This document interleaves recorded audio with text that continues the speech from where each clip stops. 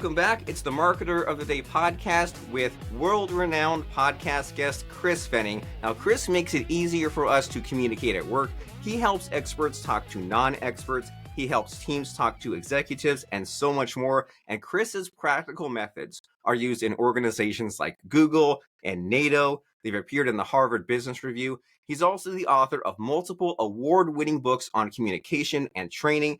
So Chris is knowledgeable about growing a business from scratch, writing books, recording your own audiobook, being a podcast guest, starting a podcast, so many possible places to start. So what do you think, Chris? Out of all the possible multifacets, what should be our focus today and how do you really stand out? All right. Well, Robert, first of all, thank you for having me as a guest on the show. It's a real pleasure to be here. And in terms of where to dive in, I'm thinking what would be most valuable for your listeners. And that could be how to become a recurring podcast guest, or the topic you mentioned a couple of times, how to record your own audiobook. That's not something I talk about very often. Okay, well, I think maybe I like the main idea to be the podcast guest, and then if we have time near the end, that audiobook thing. So that way we're getting to like the low-hanging fruit plus the not talked about enough. And as far as the podcast guesting, like this show I've done over 1,000 episodes, but I've probably only guested on maybe 30 or 40 podcasts. So I don't know if it's like a mental block or just different context switching or what the idea here is, but just to get our listeners caught up. Guesting on a podcast, what you're doing right here, right now is what that is. But as far as like the big picture, the master plan, why do you do it? And what's the whole just strategy look like? Yeah, so why do I guest podcast? It's because it puts me in front of new audiences. And as with most people in my line of work, whether it's communications or any other kind of training where you've got a key expertise that you are trying to become known for, one of the things that we're often told is start a podcast. It's a great way to become known. And I agree, that is a great way to become known, but it's also a slow way, or can be a slow way, to build an audience. And so I'm fairly time poor. I think a lot of people can relate to that. I don't have an infinite number of hours. And so I chose to be a guest rather than have my own show, because it means that every show I go on, I'm in front of a new audience, and that's how I'm growing the awareness of me and what I offer and how I can help. Wonderful. So, and it makes logical sense, right? That there's that trap that I think a lot of people don't talk about or don't want to talk about, is that you post on a podcast, you post on a YouTube channel, it says 0 views, 0 views, 0 views. And when all your focus is on like just creating your own content, there's a lot of drawbacks to that, right? That you have to then go and get the traffic versus tapping into someone's existing proven audience. And then you have to always like think of new topics and ideas. And after a while, you might be kind of repeating yourself or running out of the same stuff. But if you're guesting on a podcast, you can repeat yourself. And every trip is different because you're having all these different conversations like we're having right now. And so to help people like break through and get this done and follow in your footsteps, were there any like obstacles, roadblocks, hesitations for you in getting to where you are now as far as being on shows consistently? Oh, absolutely. And I think the problems and challenges I went through, most people can relate to. The first was a huge bucket of imposter syndrome. When I started out, why would anyone want me on their show? What expertise do I have? How will I be different from what any other guest has ever given before? And those are very similar to the challenges we face mentally going into business for ourselves. So there was nothing revolutionary in the problems that I faced. Once I'd got over that and realized, well, I just have to start with small shows. And I'm not going to pitch for the multi-million download shows straight away because I'm unlikely to be accepted. So I found smaller shows, and then I laddered up over time. So I imagined myself climbing rungs of a ladder where every show that I pitched was either at or just above the level of a show I'd already been on. And so I could start with a very unknown, or in fact, new shows were good places to start, where they were looking for guests to bring on. I'd apply, I'd get onto some of those, and then I'd use that experience to apply to other shows. And how I overcame some of the challenges, particularly finding shows to be on, are two methods that I use. One is a podcast sort of marketplace. There's one called Podmatch, and there's another one which I think is called Matchmaker.fm. I'd want to double check that before we put it in the show notes in case you end up on a dating website, but one of them sounds like a dating website. But both of them list shows that are looking for guests. And that was a great place to find new shows. And the second method was researching, both Googling and looking at what comes up in my own social feeds, because of course I have my network of communications people around the world. What shows are they on? And if those shows are interested in communication, it's a pretty good chance that they'll take my pitch when I feel ready to apply to those shows. Well, great. So two good techniques, but also some reassuring mindset there, right? I love the latter analogy, concept, imagination tool of just saying like, hey, well, I don't need to get on like Joe Rogan or something. I just need to be at or the level I'm at. And if I'm not on any shows yet, then new podcasts are great because they're looking for guests and it's a good way to make the mistakes early and ease the nerves. And isn't that so true with so many situations in life? If you're afraid of driving a car, going on a date, going to that job interview, going to that first day of school, whatever, well, if you haven't done it before, of course you're nervous, but you do it a few times and embrace the awkwardness and power through, and it never was quite as bad as you imagined it. And then you do it again, and then you can just remind yourself, hey, I was on these other podcasts, and there's no way it can be worse than that other appearance I went on. Yeah. And speaking of that, have you ever had any like really bad experience? Because I'm sure like our subconscious tries to keep us safe, right? And like if we're about to do Yes. something new and risky, it imagines the worst case scenario for us. So, but I think when I've attended some podcasts, I can't really think of any situation that was like really bad. Like maybe it would be like a little bit awkward, but I would kind of get over it and not overthink it. But I'm curious, like, have you had, we're not naming names here, but any kind of bad or less than ideal podcast guesting experience? Yes, there are two that come to mind. One was very personal exploration of a family situation. So it wasn't related to my work. It was being a guest on a Business for Dads podcast show, and I was telling a very personal story of the challenges that my wife and I had getting pregnant and having our daughter, and I choked up completely in the middle of it. Had to stop. It's the only time I've ever had to stop recording. Everything else I've done has been a one take, and I was in floods of tears. And in the show, in the end, the host did a wonderful job of sort of fading out and giving a little voiceover and explaining what had happened, and then we came back to the story. So emotionally, that was an incredibly challenging podcast episode to be in, but also a great exploration of a very tough topic. The second example, which is definitely business related, was I was on a show which I'm so glad that the host sent me the questions beforehand, because they made no sense. They made no sense at all. It was a question in 17 parts with unrelated things, with grammar that was all over the place. And it was one of the shows where the host had scripted out their portion and read it word for word. And if they hadn't sent it to me, I would have had no clue what I was actually being asked or what they wanted me to focus on.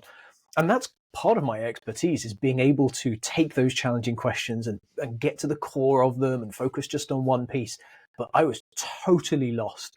So they'd sent me the info about a week before, and it took me a good couple of hours to work out how to answer these 6 questions in a way that wouldn't have just seemed like garbage to the audience. That was incredibly difficult, and not a show I'll be eager to go back on. Well, sure. And so there's two good lessons in there, right? In the dad podcast where you got choked up, that's a reminder that I didn't have this aha until a couple of years ago, that there's no sense in looking for the perfect conversation.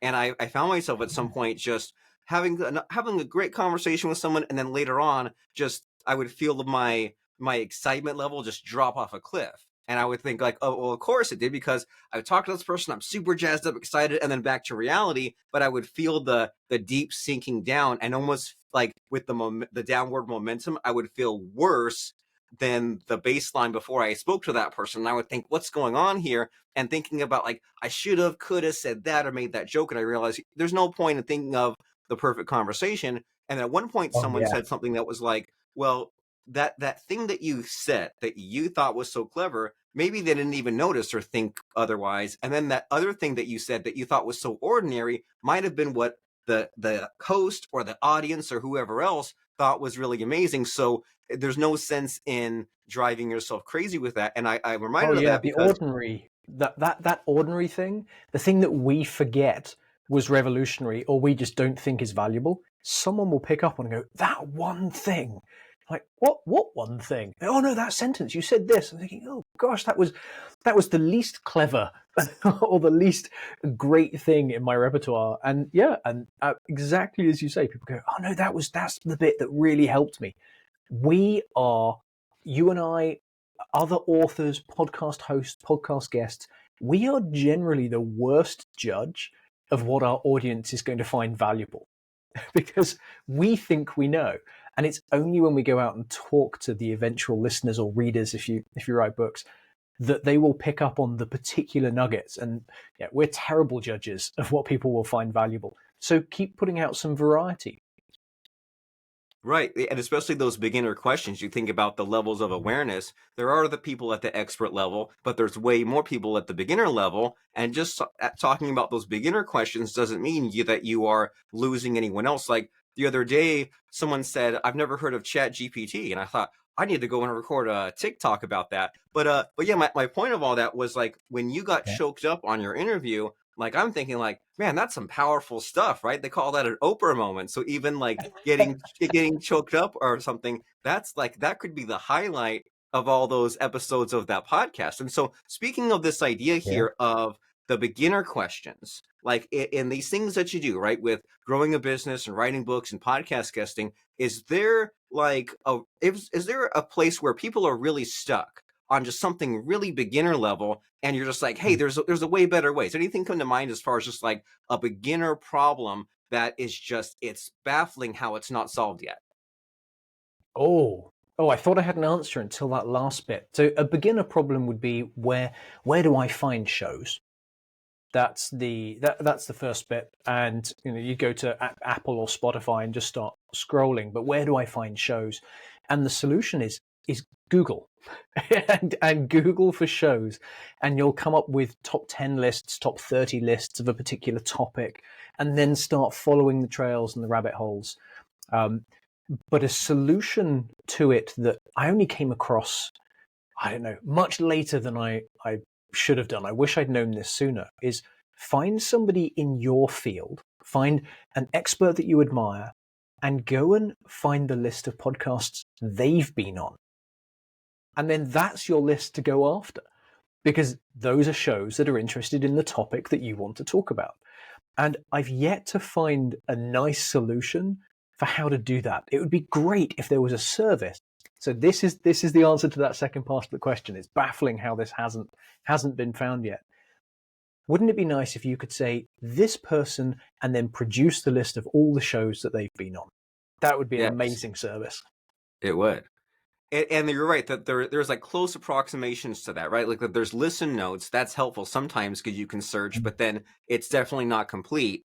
And then iTunes is more comprehensive, but then you get a lot of other stuff that's like not their show. So yeah, you're right. There's definitely a gap that needs to be filled. So anyone out there in podcast land listening, if you're looking to start a company and you say, hey, what's the real itch that needs to be scratched as far as podcast guests, then that is it. Is not just a podcast booking agency, but a podcast stalking agency where you say, hey, I want to be on all the Russell Brunson or Mike Fulsame or whoever that it is that you want to go and chase. And so you have all these fun topics, and I'm also I always love in podcasting, and I'm sure you do too, embracing the randomness, right? And even like the whole thing of when there are planned questions or there's things that you talk, and sometimes I'll ask a guest something and they'll say like, hey, you asked me this, but you should have asked me that. And there's the answer. It's very like politician-ish. And so I think that Yeah, maybe the helps like, redirect. Yes, yeah, the ignoring the redirect. premise of your question to focus on what I want to talk about.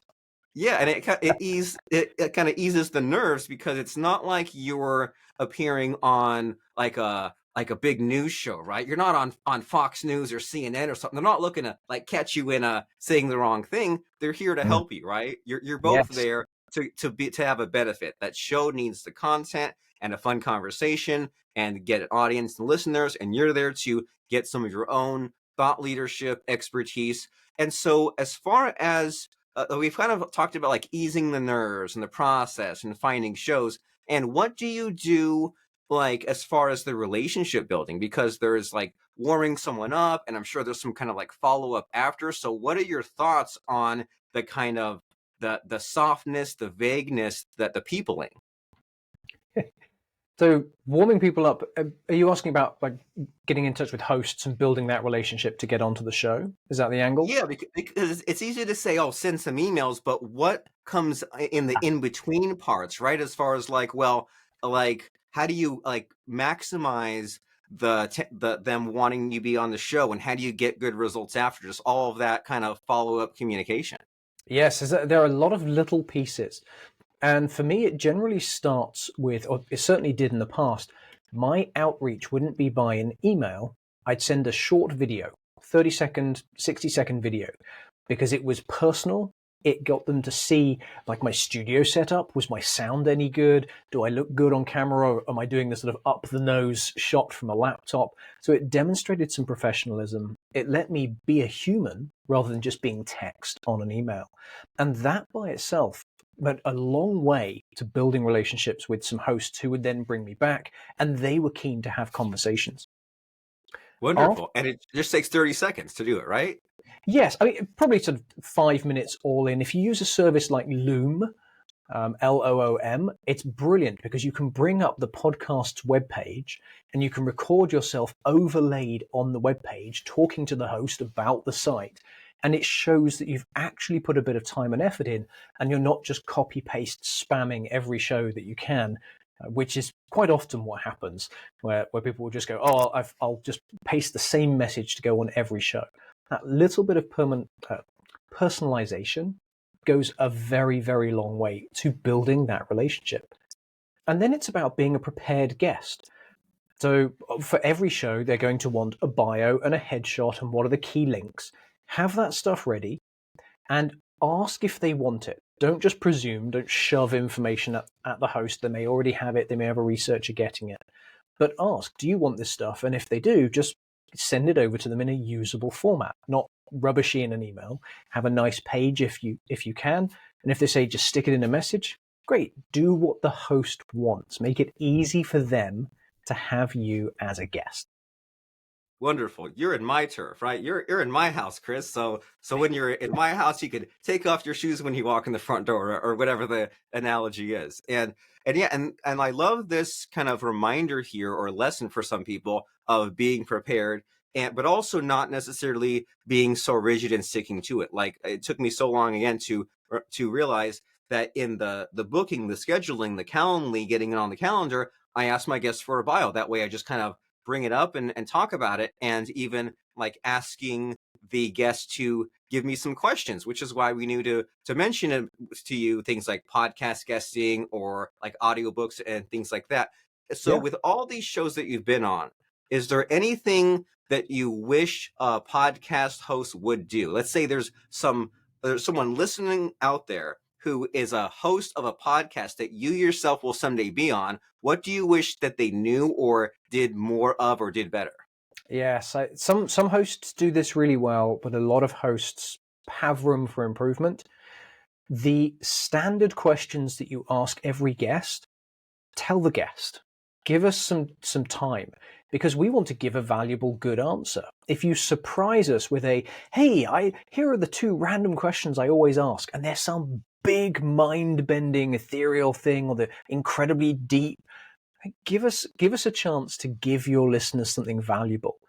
Because if hosts don't help us prepare, all they're getting is shock value and a scramble for an answer. And all of us should be in the business of delivering the most value and best experience for the listener. So if you're listening to this and you're a host, if you're not going for that shock value, oh, I want people to be tongue-tied, I'm really interested what they think on their feet, like actually give us the questions in advance. It would be very, very helpful.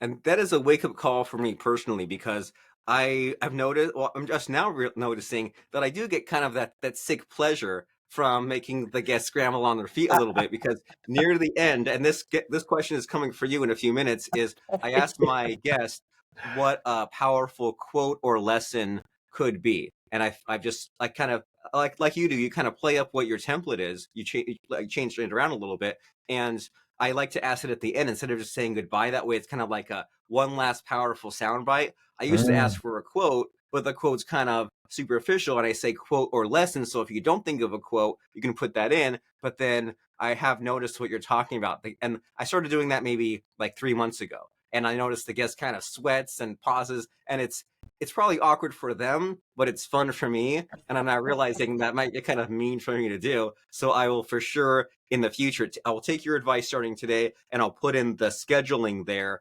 And I might even just ask them to enter it right in there when they book the appointment, and like leave it so that way they can just have it written down already. I'm not sure, but that's really good. Give your guests the especially the powerful, big, giant questions. That way they don't have to think on their feet. And so we're running almost out of time here, right? We want to teach some stuff, but also leave them thirsty for more. I want to make sure we fit in the audiobook idea because like podcasting all kind of interconnects in a way, right? You get on podcasts, it helps with your messaging and your copywriting and your marketing and your content, but then you bought and then it can lead to like book content, but then you bought this gear and it can lead to using your recording equipment. So audiobooks. How did you Yeah. get into that and what's that all about? I got into it because I needed a very low budget way to create an audiobook version of the first minute, which was my first business communication skills book. And I was time rich, money poor when I started doing this. So I thought, well, I can't afford to go and get a big studio, and I don't have a huge space that I could permanently build up into a studio, but I do have microphones and I do have a bunch of padding and things in my house. So I found the low cost, super budget way where I made a little den with mattresses propped up and sheets and blankets over them to create soundproofing, and used some of the equipment that I'd got to be a podcast guest. Unfortunately, once I started doing that, I discovered just how noisy my neighborhood was. And we could spend some interesting time talking about what I heard my neighbors doing once I was Oh, recording in a very quiet environment. And so that's how I got into it. I needed an audiobook because it was another channel to get my message out to listeners. But what I discovered was it is actually quite a fun process for me. I did enjoy doing it. And I do plan to record my next two books as audiobooks as well, because I invested in better microphones. I invested in the software that would enable me to do the editing. And then I started to geek out a little bit and rather enjoyed the back end. right. And just figuring out all these other things, right? Jumping into this other world. And you're so right that with the when you just get in gear for podcasting, you don't notice that much like this car outside or this fan going, but boy, when you have to do the audiobook narration, you get a better awareness of the world and just like all the little noises and just the tiniest little thing makes Yep. makes a little blip in the waveform right there. And Oh, yeah. but it's a good, fun kind of adventure story there of just when you're doing this business owner entrepreneurship thing, there's all sorts of things you just have to figure out, right? And a Yep. lot of people just give themselves excuses and say, oh, well, I can't afford an audiobook narrator or I can't figure out this gear. I might as well just not do it. But sometimes it's like, hey, is it 100% perfect? No. Is it your first recording? Yes. And then you get better and kind of upgrade from there. And so do you record other audiobooks or was this just for your own? It was just for my own. The advice I was given was, as a non-fiction writer, there's no better way to make a connection with your reader than being in their ear. Just like as a podcast host, people are listening to you. You're literally in their heads in your own voice. And that's where the power of narrating your own book comes in. And if my voice was like this, then I probably wouldn't have done my book. So having a voice that doesn't make me sound like a weasel is helpful. But that kind of thing needs to be considered. Like, don't record when you've got a bad cold. I have listened to an audiobook that somebody recorded with a cold and it was terrible. So recording in your own voice is a very powerful way to make a good connection with your audience. If you have the time, effort, inclination, can get to a studio, can set your own one up, and so on. But I also know people who've had great success like hiring out to narrators. Not my preference, but each to their own. And in this day and age, we have all these choices, but you recording your own audiobook and getting in your listener's ear, that is quite on brand with what you do, right? You're Mr. Communication Guy and you Yes. appear on podcasts. And so it all connects in a cool and fun way. And so, having said that, what should people know about you regarding next steps? What's your website? If they've been impressed with what we've talked about today about podcast guesting and the rest, then what's the next step? What should people know about you? And what should people potentially hire you to do? Yes, if you want to work with me, here is the problem that I can help you solve. If your team struggles to communicate with itself or with other teams at work, I can help solve that problem. There's a bunch of things that I can do, but if your team is struggling to communicate with other people, experts to non-experts, or teams to executives, that kind of thing, that's where I can help. How to get in touch with me? Come and find me at chrisfenning.com, or my social hangout is LinkedIn. So look for Chris Fenning and you'll find me there. Fantastic. And communication is so important, right? It's in everything we do, if not more so these days with all the social media-ing. But then as far as the making money, it's so great that LinkedIn exists and that in the last 5-10 years or so, it's actually evolved because it used to be what you'd go on like a message board or maybe like a Reddit or have an email list. But then when Facebook kind of took a lot of the wind out of those sails there, but then who likes to be sold on Facebook? Well, hey, there's a place for that. It's LinkedIn, right? Where Yep. everyone's, I mean, maybe not like hard selling, but everyone's kind of in business mode We're in and work mode there. Yeah, yeah, we yeah, don't work go there mode. for fun. Well, I do a little bit, Well, but you're right. It's a depends on very how different much of a dynamic. workaholic you are. Yeah. But yeah, and we buy things on LinkedIn, we sell things on LinkedIn, and so there's definitely a place to that, but we still have to navigate that nuance of communicating. And then when we get on podcast, same idea, right? It's that there's all these different shows, and you sometimes have to adapt what you have to say into what their show is about, and come in with the preparation, but also have enough of the dynamism, who knows what the word is, just to kind of be up thinking on your feet and to just have these fun conversations that are fun for you, but also fun for that audience as well. So as people are going to chrisfenning.com, it's scary question time, Chris, right? We got you prepared for it. We said that I was going to drop the bomb of a favorite quote or lesson. So what comes to mind there as far as just something to help us out, get us excited, send us on our way? Well, as a lesson, this came from my dad, and it's if you want to do something, don't just talk about doing it. Get out and actually do it.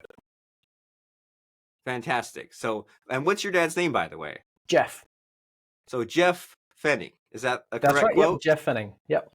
From Jeff Fenning himself, you heard this. Don't just talk about it, go out and do it, and you'll be glad that you did. And the thing to do and not talk about is go to chrisfenning.com and find out all about Chris and communicating with your team about Chris and his book, about these solutions that he provides. chrisfenning.com. It's been a blast talking with your friend about all these different aspects, and it's reminded me, sometimes we dread things in life, right? We dread showing up to that podcast interview or going to that Zoom meeting, but sometimes that can be fun and having the playful banter. So thank you for making it fun for me and fun for our audience. I really appreciate you. chrisfenning.com. Thank you, Robert. It's been a real pleasure to be here.